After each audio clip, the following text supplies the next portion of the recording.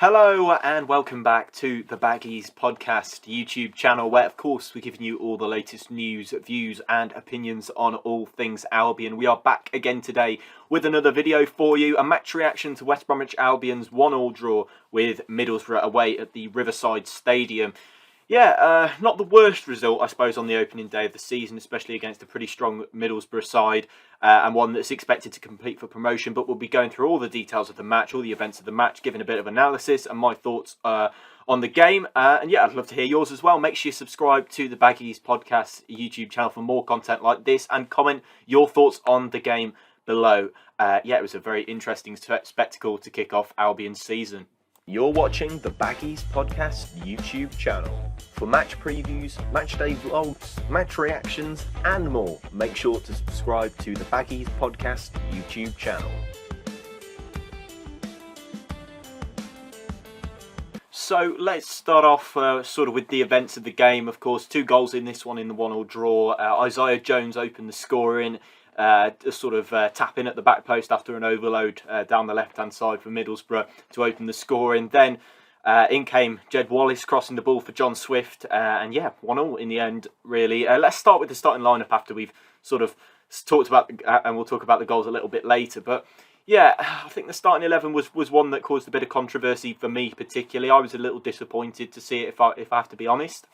Of course, you know, Jake Livermore coming back into the side, I don't think that was a real issue for myself, you know, because I know that as soon as Yokuslu comes back from injury, I think he should be starting each game.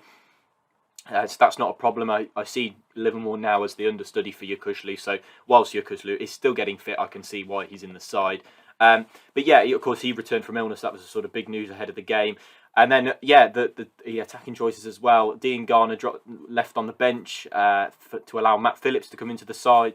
And then Karlan Grant up front, leaving Daryl Dike on the bench. So, yeah, Bruce seemed to go for what seemed like the conservative approach for me. What that looked like for me, which was Phillips on the left wing to try and attempt to counteract Isaiah Jones, as of course the opening goal scorer in the game, and Borough's right wing back. But unfortunately, Phillips was actually nowhere to be seen for that. So, yeah, I kind of think that move from Bruce was a little misjudged, because Matt Phillips lost his man for that goal, and the reason he's on the pitch, by my understanding, is so that he could try and, you know, counteract Isaiah Jones and ensure that he could not get forward, you know, as much as he wanted to, which I think worked okay in the second half. There weren't really many chances from that side of the pitch, which I kind of get worked, but in the first half, I think it was a little too late, and there could have been a couple of goals down.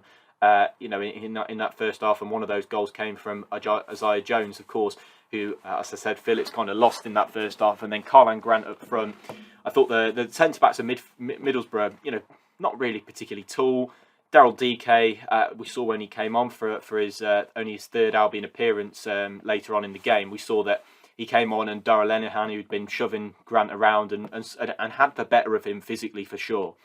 We saw that as soon as Dike came on, he was able to bully, harass, and, you know, kind of just knock them about in the way that he wanted. And yeah, had a really good run on goal, and probably should have squared the opportunity that he instead started to shoot. But yeah, that's the sort of thing that Dike offers you. I can only think that was something to manage his fitness, and Bruce, you know, didn't put him in the side because he wanted to ensure that he stayed fit and healthy, and I kind of get that. But still, there is a bit of a need to do that when, you know, you've got a player on the pitch in Grant who isn't going to offer you very much in terms of build-up play. However, he could offer you the goals, and in that first half, we really weren't creating a lot of chances. And yeah, we did have some chances in the second half, of course. We scored the goal, which was a really nice bit of play from Wallace, who managed to square the ball back for Swift, and it was a really good finish. So yeah, it's nice to see those two get off the mark. I think we saw a bit of what Wallace can do running down the right-hand channel, getting a few crosses in the box. Swift, a little bit not quite involved in the game as I'd liked him to be. I suppose that was because we were playing so much on the turnover, but of course getting that goal, as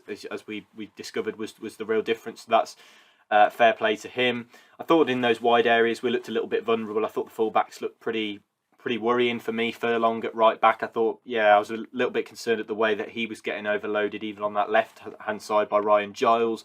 Then Townsend struggled really to deal with Isaiah Jones when Phillips was there, or when the winger was there, or when he wasn't there. So yeah, that was disappointing as well. I thought Button was his distribution was a little bit like some of Sam Johnston's stuff that we saw, which, although I was a bit of a fan of Johnston throughout his time at the club and the shot stopping that he used, I thought that his distribution at his time at the club wasn't too good. And I saw Button today, who was pretty much doing the same thing. So yeah, a little bit disappointed in the defensive aspect, I think, is what I'm getting at. I think in the attacking areas there looks to be enough threat there to grab some goals this season. But in terms of the defensive structure, and despite the fact that Steve Bruce went for an ultimately cautious approach, 2 centre defensive midfielders and 4 at the back, so 6 defensive players on the pitch. If you count Phillips in that, there's 7. I think you should realistically be pretty solid at the back. And in that first half, Middlesbrough could have been 2 or 3 up. Let's face it. Duncan Watmore had a chance where he was literally in the goal mouth with an open goal, and it skimmed off the back of his foot, and he wasn't able to connect with it properly. So there's 2 goals that could have happened. Yeah, I think that we'd ultimately disappointed. Of course, Albion did have a similar chance, a bit of a ricochet in the area. John Swift sort of went for a spectacular effort, and it nearly fell to Dean Garner at the back post. So yeah, there were the swings and roundabouts, but ultimately I think in that first half we looked really poor defensively. We were essentially dominated by Middlesbrough, and it was only really when we got the goal that the tide turned a bit. And then when we brought on those other players, we brought on Dean Garner, we brought on DK. They're 2 big players in the side, and they're 2 massive attacking threats. You put them together with Swift and Wallace, and there are goals in the team. And if you replace them with Grant, you replace them with Phillips, it's pretty hard to get yourself up the pitch. With Dean Garner, he'll carry the ball up the pitch. With DK, I think it's difficult because you can launch the ball into him, and I think for opposition defenders that's going to be difficult to deal with. So in that respect, I feel like, yeah, you play those 2, but he went with Grant and Phillips, and we couldn't really get up the pitch. At times we were boxed into our own half, and by Chris Wilder's side, who aren't ultimately that dominant in possession, they do like to move the ball quite nicely, but still, they're not trying to play the ball for ball playing's sake. They do try and progress the ball at the pitch pretty quickly. So yeah, that was disappointing to see, and I know I'm a bit doom and gloom at the moment. I just can't get over the first half and how bad that was. But the second half, I'll move on to some more positive stuff. It was a lot better.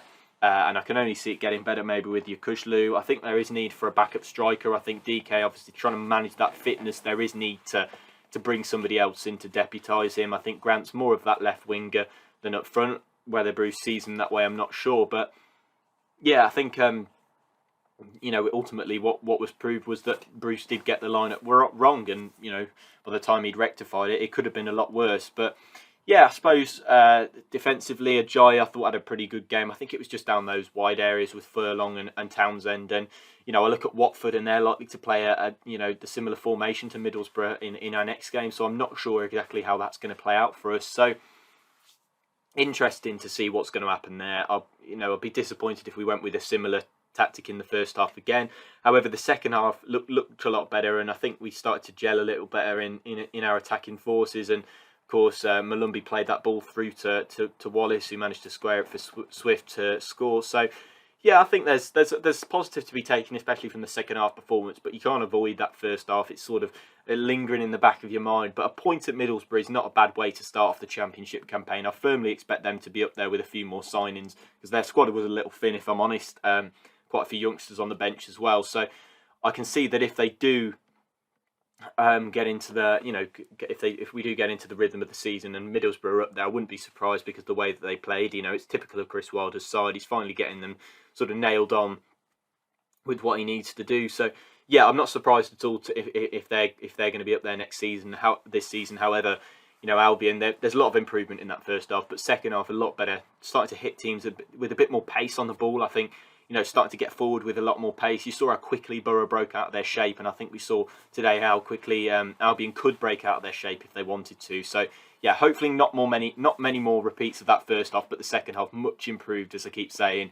And yeah, glad to see us, I suppose, get our opening goal and get a point on the board against a tough side, and a tough visit to the Riverside as well. Let's not forget what a difficult place that could be to go. So yeah, that's all I've got time for on this match reaction. Make sure you subscribe for more like this. Make sure you comment your thoughts down below.